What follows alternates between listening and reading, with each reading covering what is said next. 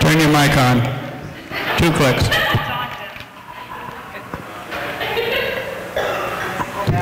No, not on yet. 2 clicks.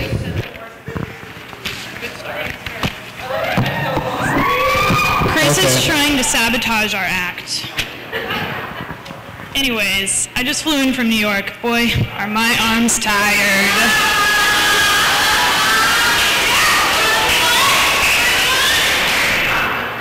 Alright. Show of hands. How many people wish I spoke a little more ghetto? Like, girls you don't even know. That's what I thought. Hate to disappoint you. Not gonna happen. Okay, show of hands. How many people watched Shark Week? How many people only watched the episodes where people got attacked?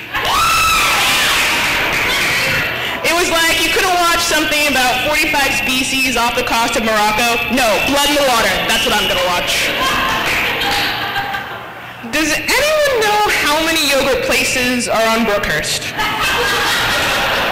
No one. I feel as if I'm not the only one then, thanks. Alright. How many people have been lost in Fountain Valley? That's impossible, we live on a grid. Fountain Valley, man's our motto, a nice place to live. I know, I always wondered growing up, I lived here my whole life, and I think it's nice, but I also I wondered why, Fountain Valley, a great place to live. No, we can't live up to that. Nice. Yeah, we'll settle for nice.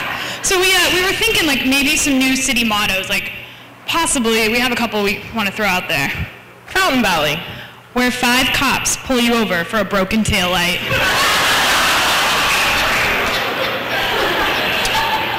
Fountain Valley. Nothing is open past 9 p.m. Fountain Valley. The stops off the freeway between South Coast Plaza and Bellaterra. Fountain Valley. The buffer zone between Santa Ana and Newport. But you gotta give it up for Fountain Valley. It is home of Holy Spirit. Give it up for Holy Spirit.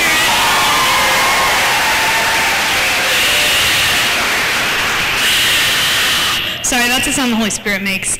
I always wondered, we have St. Vincent de Paul and St. Simon and Jude, but we decided, no, we're going to kick it up a notch. We're going to name ourselves after God. Hello. We're classy like that. We also have the Knights of Columbus. Let's give it up for the Knights. I mean, I don't want to say that I have a favorite, but I do love Kent Krause as a knight. Kent Krause, everybody. You didn't wear your green jacket. What's up, man? That's my favorite part about the Knights, is those nice jackets. They look kind of like an Irish mafia. I really enjoy it. But my favorite part is when the bishop comes and they get to bust those hats out. But that's not enough. The hats aren't enough. What they really need is a weapon, because that's what Jesus would have wanted. So yeah, you guys all know my dad, Kent Krause, super Catholic, right? Every Sunday, my brother and my sister and I, we had to be at Mass. He didn't care if we slept the whole time. We just had to be in the pew. And I mean, everyone I bring home, it's like, hey, nice to meet you. Are you Catholic? It's like, I brought home so many Jewish people. My dad wouldn't care if I started dating girls so long as they were Catholic. And I mean, this morning, we lost Senator Kennedy. My dad not only is a proud Catholic, but very proud Democrat. And so we're watching the funeral, and all my dad cares about is, did Obama take communion? Because he may be the leader of the free world, but he's not above our church. Communion is a big deal. Communion is a big deal. I find it really funny that sometimes in communion line, people cut. It's like, they have to get Jesus first, because if they don't get it before you, it's not as holy. There's a difference. And then, it's just a very stressful experience. You have to get in line, and then when you're coming back, it's like, oh no, where did we sit? Where's the pew? So we came up with a plan where we leave a pew marker. So as we're coming back, we're like, which pew are we in? I left a trail of Skittles. Look for the Skittles. I put the music missile like a teepee. Look for it. My jacket's laid across in an L. That's where we're sitting. Just to make it a little more easier. So other things that annoy us, the other day I was in a Starbucks, which I call Fountain Valley Cheers, because you run into everybody you know there. And I went in the bathroom and I'm washing my hands, and I noticed there's instructions under the mirror on how to wash your hands. And I was like, oh, you rinse and then you dry. I always mess that one up. And I'm just wondering, like, who's in here that's washing their hands for the first time? And also, who's in here washing their hands for the first time that can read? Yeah, that is really annoying. It is. But you know what? Something that really annoys me, but not to the point that I'd actually do anything about it, is when people start sentences off with, no offense, but. Because after those 3 words, nothing you say is going to make me feel good. And also just, but in general is just a really bad conjunction. It's like, I don't want to sound racist, but. I don't want to sound evil or anything, but. It just, nothing good happens after the word but. At least in my life, I don't know.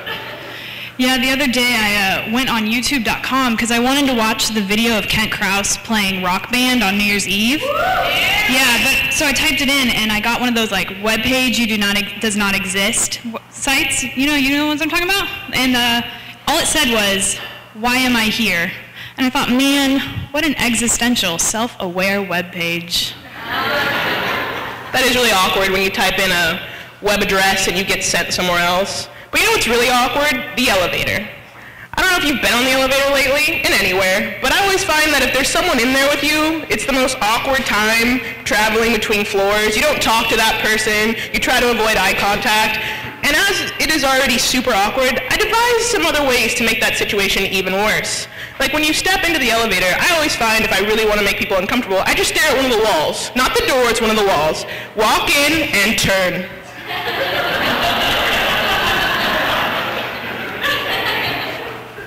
Just because it's fun.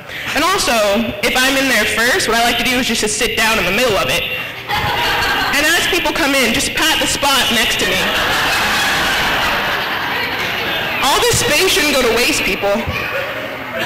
And also, I sometimes like to stand in the middle, but this requires a prop, so you have to plan ahead. I like to stand in the middle with a compass and just look lost. Every time you get on the new floor, just stare out a little bit and look confused.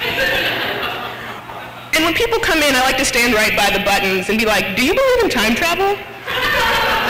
Because if you do, I've got a button for you, man. Or as the doors open, just jump up and say, wait a minute, this isn't Narnia. And as I leave the elevator, I always like to turn and ask the person who's left, can I have a hug? Because that's the way you should get off any floor, I feel. Just me. And on another note, I was wondering aloud the other day to myself about the ice cream man. I heard that really annoying tune coming down the street. You know it. You all do. And I thought to myself, I wonder if the ice cream man, as a child, always wanted to be an ice cream man, and then when he became one, realized he should have dreamed bigger. And in conclusion, life isn't about winning. It's about having fun while winning. Thank you, we've been great.